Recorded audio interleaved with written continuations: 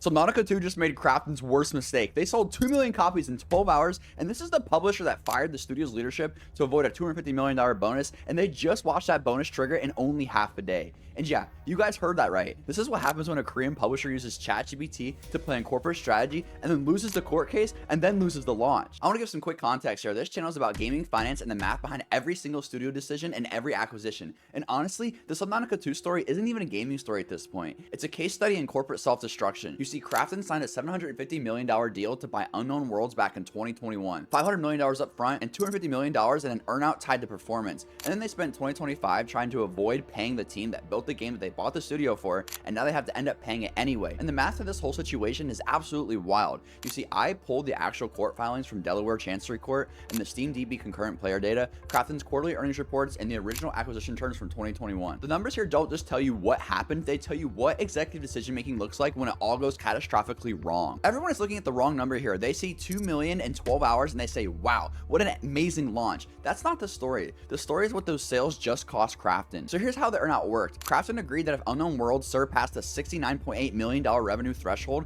Krafton owed $3.12 for every additional dollar of revenue generated, up to a $250 million cap.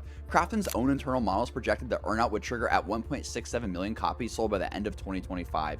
Subnautica 2 just sold 2 million in 12 hours. That's the insane math that they have right now. And Krafton fired the founder specifically to avoid paying that bonus. The Delaware court ruled that it was an illegal breach of contract. The earnout got reinstated and extended to September 15th of 2026. So now Krafton owes the bonuses that they just tried to avoid, plus legal fees and plus a reputation as the publisher that uses ChatGPT to make important strategic decisions. Now let me show you the comparison that actually kind of threw me for a loop. Is that the original Subnautica peaked at 51,000 concurrent Steam players over its entire lifetime, and Subnautica 2 hit 467,000 concurrent Steam players in the first 12 hours, 9 times the original's all-time peak in only half a day. Across all platforms including Xbox, 651,000 concurrent players. Now compare that to other recent live service launches the industry watched completely fail. Concord, Sony's Hero Shooter, shut down in 2 weeks after launch. Marathon's $250 million budget, currently sitting at 8 to 12,000 players. Babylon's Fall, Hyenas, The Cycle Frontier, they all just are dead. Subnautica 2 is doing more concurrent players in 12 hours than most live service games hit in their entire lifetime,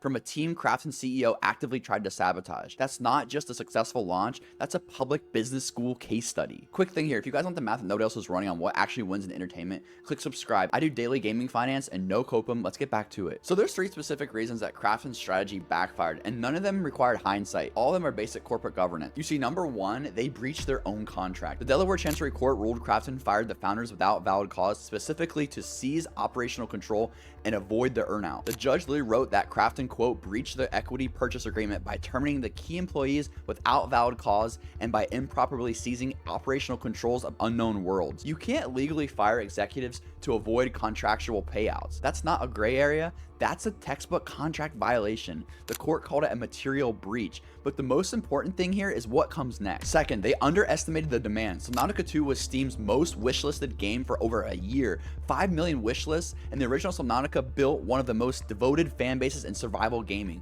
2 million sales in 12 hours wasn't surprising to anyone who actually understood this franchise. But here's what's kind of wild though. Krafton CEO Cha-Hung Kim went to ChatGPT for strategic advice on how to avoid the earnout. ChatGPT literally told him the earnout would be difficult to cancel. His own lawyers told him the payout was binding. He proceeded anyway, and every single screamed to not do this, and he ended up doing it anyway. Third, they damaged the brand they paid $500 million for. Krafton's name had been removed from Subnautica 2's Steam page, absolutely removed, and the community spent a year actively hating the publisher. Reviewers and journalists covered the corporate drama as much as the game itself, and you can't buy back a brand's goodwill after publicly trying to cheat the studio that you acquired. Even if the game succeeds in spite of you, you don't get credit for the success. Breach of contract, misreading the market, and brand self-destruction. 3 structural failures that turned a guaranteed payout situation into a guaranteed loss situation. But let's look at what's actually happening at Krafton right now. Not what they're saying, but what they're actually doing. Krafton's name removed from the Subnautica 2 Steam page, their PR team isn't claiming credit for their launch. The CEO who used ChatGPT to plan the strategy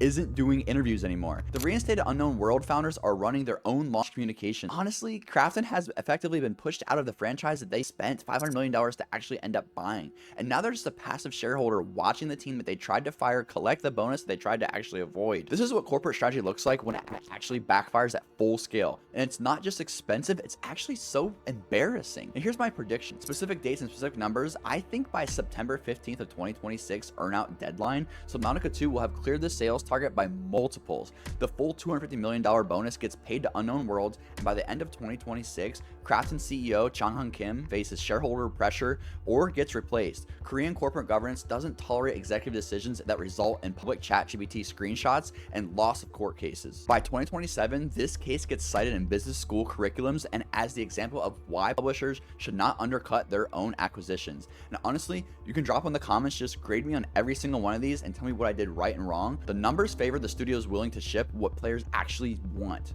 Subscribe for daily gaming finance because the math out there is insane, guys.